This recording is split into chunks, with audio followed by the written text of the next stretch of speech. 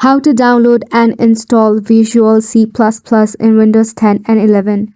For this, in your browser, you have to search for learn.microsoft.com, and under the version of Visual Studio 2022, you will find latest support Visual C++.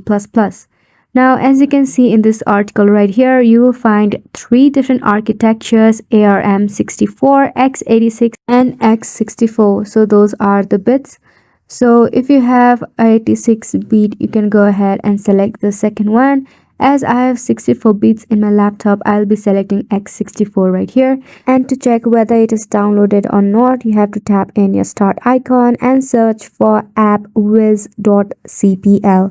So right here it will display all of your installed programs.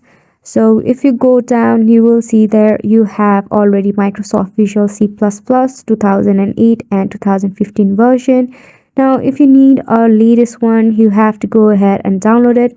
For that, you have to select anyone that is supported in your PC, and the download process is pretty simple, as you just have to tap in the link and it will download it.